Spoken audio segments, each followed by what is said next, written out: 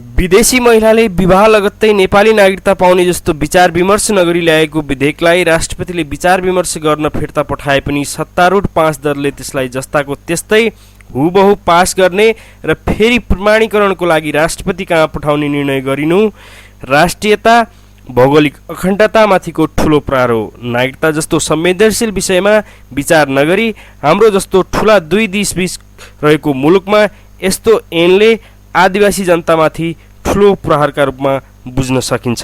RNA नेपालीमा आज सरकारले असार 24 मा नागरिकता ऐन 2063 लाई संशोधनको लागि संसदमा नागरिकता संशोधन विधेयक दर्ता गरेको र त्यसमा भएको विवादित विषय अनि राष्ट्रपतिबाट फिर्ता पठाउँदा दिएका सुझाव अनि आगामी यसको प्रक्रियाको बारेमा विस्तृत रूपमा चर्चा गर्नेछौँ। नमस्कार साथीहरू, रियल न्युज एनालाइसिस नेपालीमा यहाँहरूलाई स्वागत छ।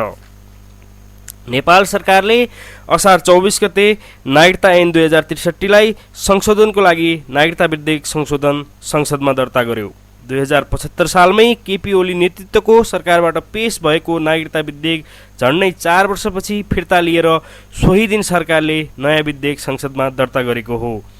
विगतको संशोधनकै बेलादेखि नै संशोधन विधेयकमा विभिन्न शीर्षकमा विवाद थियो, जुन विवादित बुदामा हालको सरकारले समेत बिना विचार विमर्श झन विवादित बुदाहरू थपेर त्यसलाई अझै विवादित बनाएर संसदमा संशोधनको लागि पेश गरेको छ।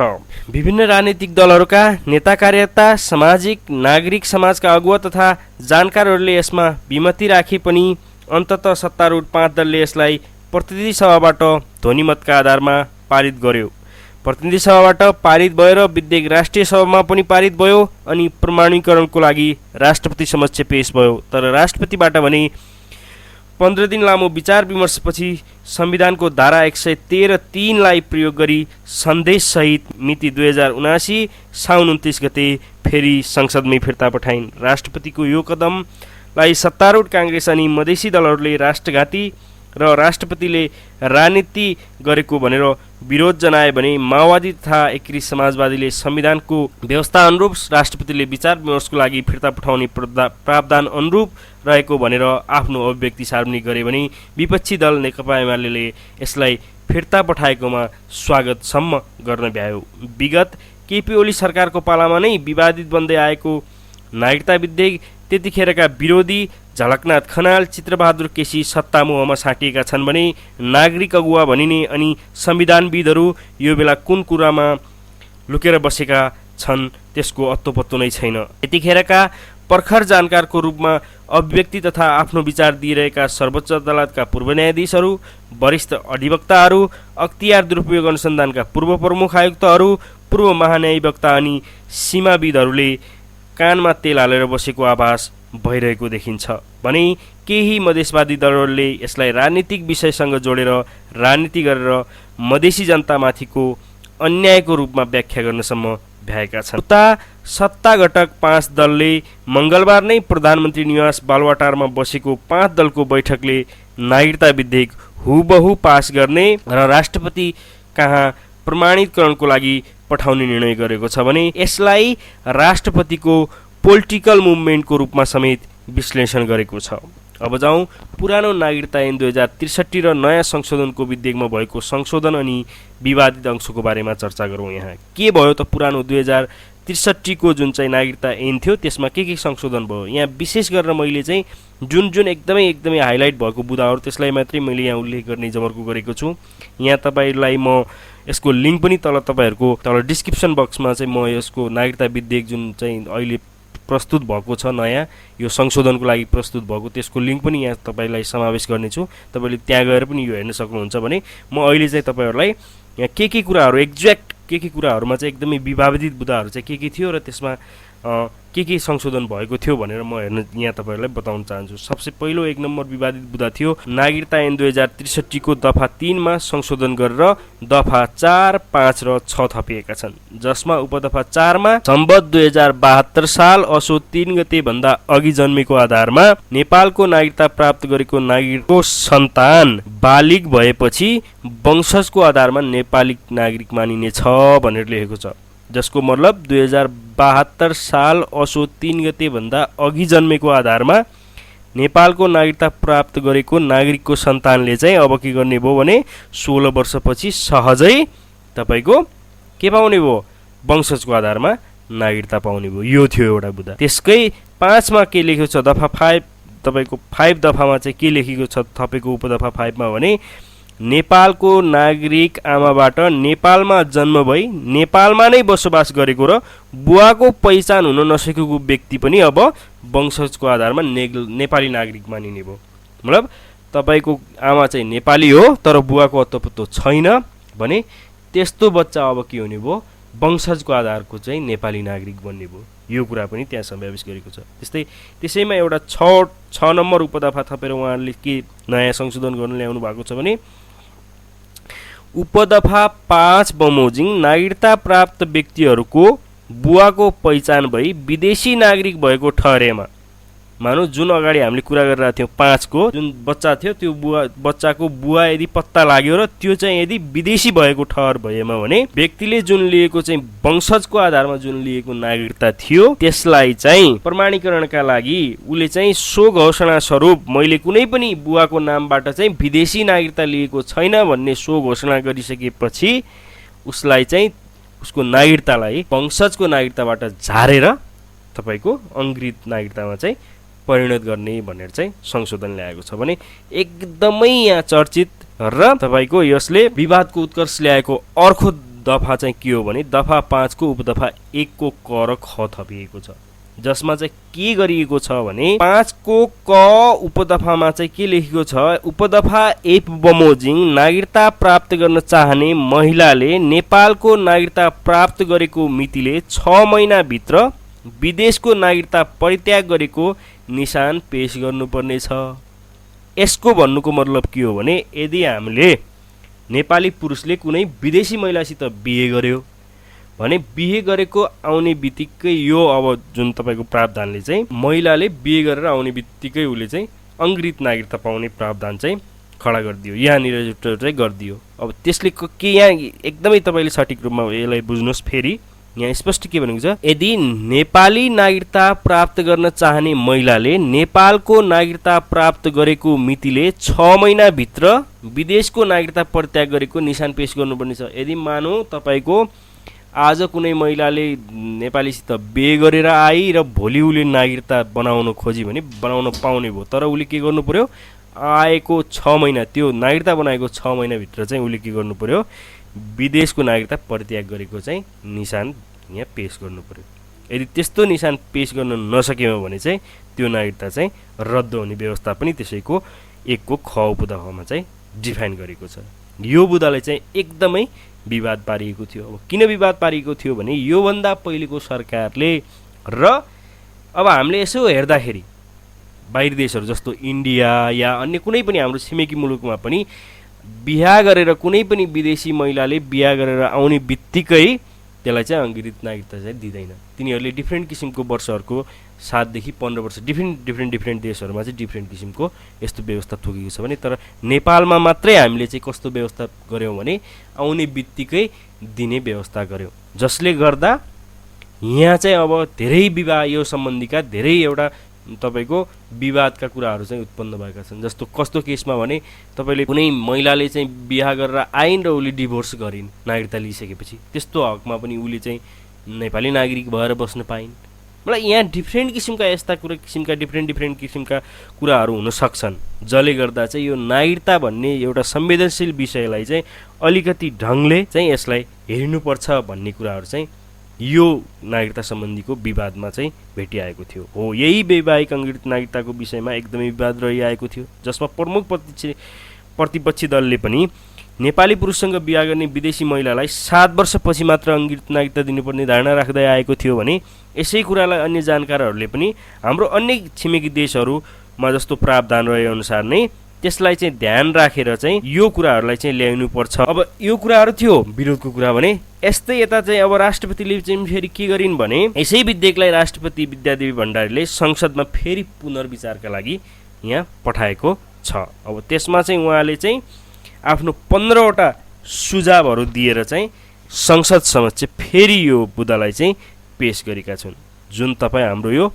भिडियोको स्क्रिनमा पनि देख्न सक्नुहुन्छ इमेज राखेका छौँ। त्यो इमेजलाई हामीले अन्नपूर्णबाट साभार गरेका छौँ। जसअनुसार तपाईँले यहाँ देख्न सक्नुहुन्छ डिफ्रेन्ट किसिमको यहाँ क र ख गरेर यहाँ चाहिँ डिभाइड गरिएको छ। त्यसमध्ये प्रतिनिधि सभा मार्फत सम्मानित सङ्घीय संसद समक्ष जानकारी अध्ययन र विमर्शका लागि भनेर सन्देश भनेर 7वटा बुदा पेश गरेको छ भने त्यस्तै प्रतिनिधि सभा मार्फत सम्मानित संसद समक्ष ध्यानाकर्षणको सन्देश भनेर 8वटा बुदा गरेका छन्। यसलाई म सरसर्ती यहाँ पढेर तपाईँहरूलाई सुनाउँछु। संविधानको धारा 10 अनुसार हरेक नेपाली नागरिकलाई नागरिकता प्राप्त गर्ने हक छ। यसमा कानुनको तत्काल आवश्यकता रहेकाले कुनै सन्देश वा दुविधा छैन। सबैले नागरिकता पाउनुपर्छ यसमा चाहिँ दुविधा होइन, तर यो कुराहरू चाहिँ राम्रोसित आउनुपर्छ भनेर चाहिँ पहिलो नम्बरमा भनेका छन्। सबैले पाउनुपर्छ भनेर राष्ट्रपतिले यसमा ध्यान आकर्षण गराइन्। त्यस्तै 2 नम्बरमा के भनिन् भने नागरिकताबारे हाम्रो अभ्यासका ऐतिहासिक पक्षमाथि पनि पर्याप्त विवेचना हुनु आवश्यक देखिन्छ। भनाइको मतलब हाम्रो इतिहासमा चाहिँ नागरिकतामाथि के गरिएको थियो त्यो कुराहरूमा पनि एकदमै अभ्यास हुनुपर्छ। यसलाई एकदमै हतारको रूपमा चाहिँ लगेर निर्णय गर्नु हुँदैन भनेर दोस्रो बुदामा उहाँले सम्झाउन या सन्देश दिन खोजेको छ। त्यस्तै तेस्रो बुदामा 2057मा तत्कालीन संविधानले राष्ट्र प्रमुखलाई गम्भीर कानुनी वा संवैधानिक प्रश्नमा सर्वोच्च अदालतबाट राय लिन सक्ने अधिकार प्रदान गरेको सन्दर्भमा नागरिकता विधेयकले ऐनको स्वरूप ग्रहण गर्न नसकेको विदितै छ। यसबीच नागरिकताका कतिपय उचित सवालहरू थाँतिरहँदै आएको छ। ती सवालहरूलाई पनि सम्बोधन गरिनुपर्छ भनेर यहाँ अर्को ध्यान आकर्षण गरिएको छ। भने त्यस्तै सार्वभौम जनताका प्रतिनिधिहरू समक्ष नागरिकताबारे हाम्रो उतार चढावयुक्त इतिहासको वस्तुनिष्ठ समीक्षा गर्दै वर्तमानका लागि त्यसबाट उत्सर्जित शिक्षा एवं भविष्यका लागि मार्गदर्शन समेत स्थापित हुने गरी कानुनको निर्माण गर्ने र जनअपेक्षा एवं संवैधानिक दायित्व रहेकोतर्फ सम्मानित सदनको यथेष्ट ध्यान आकर्षण हुन आवश्यक छ भनेर अर्को बुदामा उहाँले ध्यान आकर्षण गराउनु भएको विमर्श तथा सन्देश दिन खोज्नु भएको छ। त्यस्तै 5औं नम्बर बुदामा कानुनको समय अनुकूल सुधार र संशोधन नियमित चलिरहने प्रक्रिया नै भए तापनि कानुनप्रति सार्वभौम जनताको अपनत्व फराकिलो बनाउन जनताकै समक्ष यस्ता हरेक सुधार एवं संशोधनको औचित्य साबित हुन आवश्यक पर्दछ भनेर अर्को बुदा उहाँले केलाएको छ। भने त्यस्तै 6औं नम्बरमा 2075 सालमा प्रस्तुत भएको नागरिकता विधेयक उप प्रतिनिधि सभामा राज्य व्यवस्था तथा सुशासन समितिले सहमति जुटाइएको भनिएको प्रतिवेदनलाई सम्मानित सदनमा छलफल गरी सार्वभौम जनताका सामुन्ने राखिनु उपयुक्त हुन्छ भनेर उहाँले भन्नुभएको छ। त्यो पहिलाको जुन चाहिँ 75मा भएको नागरिकता विधेयकमा चाहिँ छलफलको कुरा चाहिँ यहाँ ल्याइएको छ। उहाँले पहिलाको कुरा चाहिँ सही थियो भन्ने कुराको आशय पनि यहाँ यस उसबाट दिन खोज्नु भएको छ। आमाको नामबाट सन्तानले सम्मानपूर्वक नागरिकता प्राप्त गर्नु आमा र सन्तान दुवैको नैसर्गिक अधिकार हो। सङ्घीय लोकतान्त्रिक गणतन्त्रलाई संस्थागत गर्न सुदृढ नागरिक एकता नै पहिलो र अनिवार्य शर्त भएको हुनाले नागरिकताको माध्यमबाट राष्ट्रिय एकतामा प्राप्त हुने सामर्थ्यलाई मध्यनजर गरी यी प्रश्नहरूमाथि अत्यन्तै गम्भीरतापूर्वक चिन्तन र विमर्श हुनु अति आवश्यक छ भनेर 7औं नम्बर बुदामा चाहिँ उहाँले भन्नुभएको छ। ख नम्बर बुदामा तपाईँहरूले देख्न सक्नुहुन्छ ख भनेर यहाँ चाहिँ प्रतिनिधि सभा मार्फत सम्मानित संसद समक्ष ध्यानाकर्षणको सन्देश भनेर पनि उहाँले अर्को दिनुभएको छ। नेपालको संविधानको धारा 10 र 2बाट नेपालमा प्रादेशिक पहिचान सहितको एकल सङ्घीय नागरिकताको व्यवस्था गरिएकोमा प्रमाणीकरणका लागि प्रस्तुत विधेयकको कुनै पनि प्रावधानले प्रादेशिक पहिचानलाई सम्बोधन नगरेको भएकाले यसलाई पनि अझै पनि मिलाएर चाहिँ नयाँ किसिमको चाहिँ दिनुपर्छ भनेर चाहिँ उहाँले चाहिँ संसद समक्ष दिनुभएको छ। जसको मतलब हाम्रो नागरिकतामा चाहिँ जुन सङ्घीयतामा जुन तपाईँको प्रादेशिक हिसाबले गएको छ त्यो प्रादेशिकको पहिचान पनि देखिनुपर्छ भनेर चाहिँ यहाँ उहाँले एउटा सुझाव र ध्यानाकर्षण दिनुभएको छ। त्यस्तै 2 नम्बरमा चाहिँ उहाँले हाल अवलम्बन गरिँदै आएको अङ्ग्रित नागरिकता प्रणाली नै हाम्रो असल अभ्यास र यथार्थ हो भने यसका बारेमा सोही अनुरूपको साझा धारणा निर्माण गरी नागरिकताको सन्दर्भमा बारम्बार उठ्ने बहसलाई स्थायी रूपमा समाधान गर्न दृष्टि पुग्नुपर्छ भन्नुभएको छ। उहाँले यसमा चाहिँ के भन्नु खोज्नुभएको छ भने हाल जुन चाहिँ अङ्ग्रित नागरिकता प्रणाली छ त्यसले यदि असल अभ्यास हो र यथार्थ हो भने चाहिँ त्यसले चाहिँ भविष्यमा आउने कुराहरूलाई पनि समाधान हुने गरेर चाहिँ यथेष्ट रूपमा बहस भएर चाहिँ त्यो कुरालाई चाहिँ समाधान गरिनुपर्छ भनेर चाहिँ अर्को कुराले भन्नुभएको छ भने त्यस्तै अङ्कृत नागरिकताकै सन्दर्भमा विक्रम सम्वत 2032 सालमा लागू गरिएको व्यवस्था लामो समयसम्म कायम रहन नसकेको देखाउनुको पछाडि के कस्ता कारणहरू विद्यमान थिए भन्ने पर्याप्त अध्ययन भएको खण्डमा त्यसले प्रस्तुत विधेयकलाई र भविष्यमा हुने नागरिकता सम्बन्धी कानुनी सुधारका प्रयासलाई समेत ठुलो मद्दत गर्नेछ भन्नुभएको छ। यसमा उहाँले के भन्नुभएको हो भने विगतको इतिहासमा चाहिँ के कुराहरू भएको थियो, त्यसमा हामीले अङ्ग्रेजी नागरिकता सम्बन्धी के कुराहरू वर्णन गरेका छौँ, त्यसले किन छिट्टै चेन्ज गर्नुपर्ने अवस्था आयो, त्यस्तो कुराहरूमा पनि विचार विमर्श गरिनुपर्छ किनकि यो दीर्घकालका लागि बनिने योजनाहरू हो। यसमा चाहिँ हामीले चाहिँ दूरदर्शी स्टाफले ध्यान दिएर चाहिँ यो कुराहरू चाहिँ समावेश गरिनुपर्छ भनेर उहाँले यो कुरा समावेश गर्नु खोज्नु भएको छ। त्यस्तै 4 नम्बरमा वर्तमान विधेयकको विषयवस्तुलाई लैङ्गिक समानताको दृष्टिकोणबाट हेरिँदा यसमा प्रशस्त छलफल र सुधारका सम्भावनाहरू देखिन्छन्। जस्तो नेपाल नागरिकता ऐन 2063 को दफा 8 मा आमा र नागरिकता प्राप्त गर्ने व्यक्तिको अलग अलग स्वघोषणा तोकिएको ढाँचामा हुने व्यवस्था उप ध्यानाकर्षण हुनु आवश्यक देखिन्छ भनेर चाहिँ 4 नम्बरमा उहाँले के भन्नुभएको छ भने 2063 को दफा 8 मा चाहिँ जुन किसिमको प्रावधान थियो त्यसमा त्यो प्रावधानलाई पनि अहिलेको यो नयाँ नागरिकता विधेयकले चाहिँ सम्बोधन गर्नुपर्छ। त्यसको कुरामा पनि ध्यानाकर्षण भएर त्यसको व्यवस्था उप पनि हामीले चाहिँ के कुरा चाहिँ हेर्नुपर्छ भनेर चाहिँ यो कुरा पनि समावेश गरेर ल्याऊ भनेर चाहिँ राष्ट्रपतिले यहाँ ध्यानाकर्षण गराएको छ भने त्यस्तै 5 नम्बर बुँदामा सामाजिक आर्थिक संरचनात्मक एवं भवितव्य जस्ता कारणबाट कतिपय बालबालिकाहरू एकल अभिभावकत्व अन्तर्गत रहनुपर्ने व्यवस्था छ भने आजको विज्ञान र प्रविधिले एकल मातृत्वलाई पनि सम्भव बनाएकाको पक्षलाई समेत ध्यान दिएर हेर्नु आवश्यक भएको छ भनेर चाहिँ उहाँले भन्नुभएको छ। त्यसमा चाहिँ उहाँले के भन्नु खोज्नु भएको हो भने एकल मातृत्वलाई पनि हामीले चाहिँ यो नागरिकताभित्र चाहिँ समाविष्ट गर्नुपर्छ किनकि अबको दुनियाँमा चाहिँ एकल आमाको पनि परिकल्पना गरिनुपर्छ, महिलाहरूलाई चाहिँ त्योसम्मको पनि कुरा चाहिँ फ्लेक्सिबिलिटी दिनुपर्छ, समानताको आधारमा हेर्नुपर्छ भनेर चाहिँ उहाँले चाहिँ यो कुरा दिएको छ भने त्यस्तै 6औं नम्बरमा चाहिँ आमाको नामबाट नागरिकता प्राप्त हुने विषयलाई हाम्रो संविधानका विभिन्न प्रावधानको सापेक्षतामा हेर्न सकिन्छ भनेर चाहिँ उहाँले लेख्नु भएको छ। यो सुझावमा चाहिँ यसको भनिनुको अर्थ के हो भने आमाको नामबाट नागरिकता प्राप्त हुने विषयमा चाहिँ हाम्रो संविधानले पनि यसलाई चाहिँ एकदमै राम्रोसित बुझ्नुपर्छ, त्यसको अधिकार क्षेत्रहरूको बारेमा पनि डिफाइन हुनुपर्छ भनेर चाहिँ यहाँ भन्न खोजिएको हो।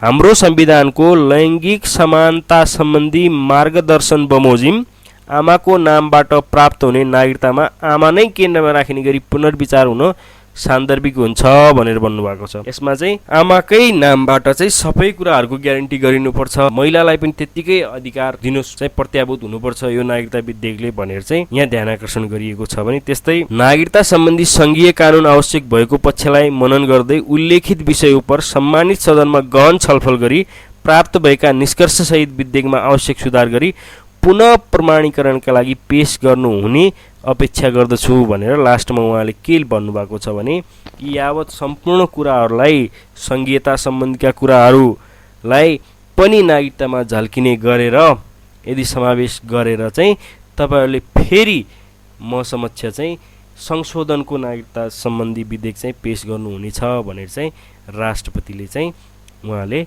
यो विधेयकलाई चाहिँ फिर्ता पठाउनु भएको देखिन्छ। यसमा त्यस्तो नराम्रो कुराहरू त केही पनि देखिँदैन है, तर यहाँ एकदमै विवादित रहेको बुदाहरू जुन हामीले स्पष्ट रूपमा भन्नुपर्दा चाहिँ एउटा चाहिँ अङ्कृत नागरिकताको हकमा चाहिँ जुन चाहिँ अलिकति नेपालको कन्टेक्स्टमा चाहिँ त्यो अलिकति छिटै नै गरिएको हो कि महिलाहरूको हकमा, किनकि हामीहरू जस्तो हाम्रो पडोसी देशहरू जुन चाहिँ एकदमै ह्युज पपुलेसन भएको देशहरू छ जसले गर्दा चाहिँ नागरिकताको यस्तो किसिमको खेलले गर्दा भोलि यहाँ रहिआएका रैथानेको अस्तित्वमा नै त्यसले चाहिँ नराम्रो किसिमको प्रभाव पर्ने देखिन सक्ने एउटा चाहिँ हामीले आकलन गर्न सक्छौँ। एउटा त्यो कुरा भने अरू पुरुष र महिलाको बिचमा चाहिँ नागरिकता बिचमा गरिएको विभेदलाई त्यही एउटा घरको छोरीले र छोरालाई चाहिँ एउटा अलग अलग व्यवहार गरिएको देखिन्छ। यसमा तपाईले जस्तै देख्न सक्नुहुन्छ कल मातृत्वको कन्सेप्टलाई पनि चाहिँ सरकारले चाहिँ एड्रेस गर्नुपर्छ भन्ने कुराहरू चाहिँ विवादमा आएको यहाँ चाहिँ हामीहरूले देख्न सक्छौँ। साथीहरू, यहाँहरूलाई आजको भिडियो कस्तो लाग्यो कृपया कमेन्ट सेक्सनमा आफ्नो प्रतिक्रिया राख्न नभुल्नुहोला। साथसाथै हाम्रो यस आरएनए नेपाली युट्युब च्यानललाई सब्स्क्राइब गरेर हौसला प्रदान गरिदिनुहोला। धन्यवाद।